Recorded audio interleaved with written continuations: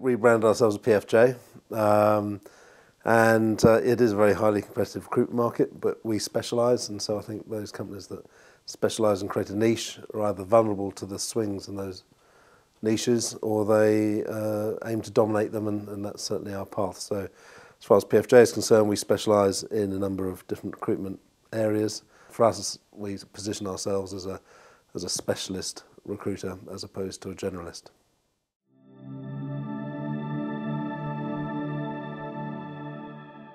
Got chatting to this bloke, and he was in recruitment, and he said, "I've got a desk and a phone if you want to come and join us and just do your own thing." So I did that instead, and because computer recruitment wasn't for me, it was technical stuff and didn't float my boat really. And whereas this was just continue doing what I was doing.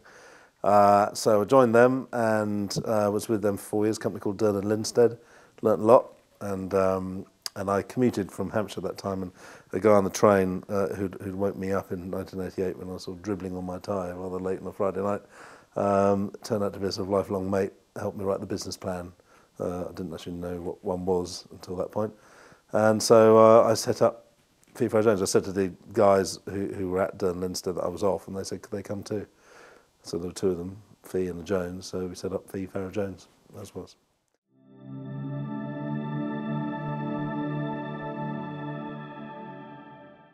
I think our challenges are going to be the same as the vast majority of businesses in the UK, actually, because a lot of, there's a real generational issue going on. So you have a lot of people employed, particularly in sales-orientated businesses, who are in that sort of mid-20s or even early 20s to sort of early 30s age group.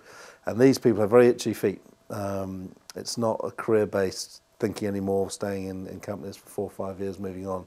It's 2 years, 2.5 years at most. So if you as a company haven't worked out how you can move people up the ladder and how you retain them, then it's going to be a real challenge, because of the recession that we've just had. People have been sitting tight. So people in work haven't gone looking for work because they were unsure about, is it last in, first out type thing. As that's now coming to an end, you're seeing already huge numbers of people coming into the market who've been sitting tight now thinking, hearing my mates moving roles, there's obviously more jobs out there, so therefore I feel more secure about moving. We've hit the bottom, we're coming back up.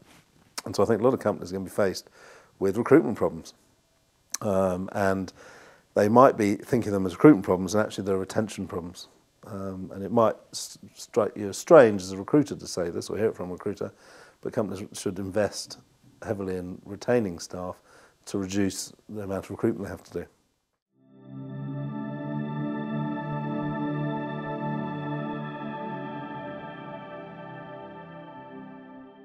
And I think one of the dangers is therefore your sort of bottom line about what you'd accept and what you don't accept changes as time keeps ticking over, and you still got a vacancy and you want to fill it.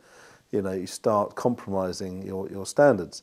During recession, of course, when lots of companies stop recruiting altogether, we started recruiting again in August last year. We wanted to get ahead of the curve. And we hired about 11 people, and the profile of that 11 were totally different from the profile of previous people. Now, obviously, some of those previous people have been hugely successful with us, so I'm not knocking that profile. But all of these people got off to, in a difficult market, got off to quick starts.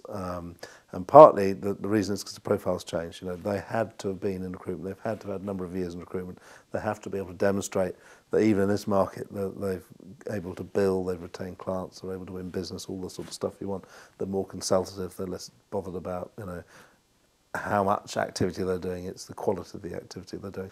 We look for behaviours. So in our whole selection process, there's our core behaviours that are within it. So how we go about recruiting, selecting someone is that when they're interviewed, there are role plays. There's various things within that will identify, do they have the core behaviours of the business? Now, the core behaviours of the business, going too technical about it, can be measured in the whole appraisal system about what level you're at. So you can therefore assess pretty quickly as to what level these people are at, what they need to work on, develop to get to the right level, what areas that they're ahead and don't need to concentrate too much on.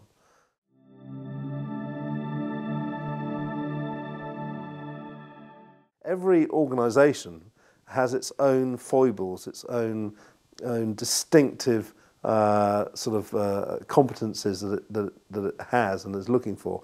And our job is to identify what that is. And so while we interview everyone, we meet everyone face to face, and we interview them, that's a sort of front sort of screening sort of wash through.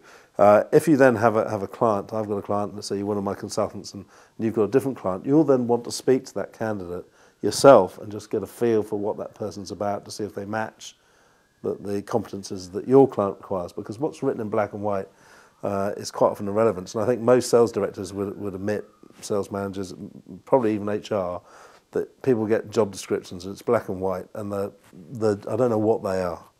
They are fairly useless bits of information that actually take hours to put together, because when you put them to one side and you say to someone, tell me about the job, talk to me about a day in the life of this role, tell me about the last person you took on, where was their background, half the time they've got no relation to what's written on this document, because it can't, because it's, you've got to paint a picture for people.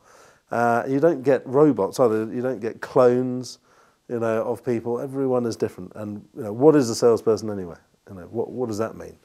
There's so many different types of sales. Somebody who sells multi-million-pound defence contracts, someone who sells multi-million-pound IT systems into the city, is completely different to someone who's selling vending machines to pubs. Salespeople, you get different types of salespeople. Who are those ones that are having the meeting with a client because they've got to hit their target, and it's all about them and their commission. And you get other types of salespeople who want your business to be successful, because if your business is successful by taking my products and services, whatever it is, then you'll come back and you'll want more. And that's how we're going to build relationships. So it's a complete cross-section out there.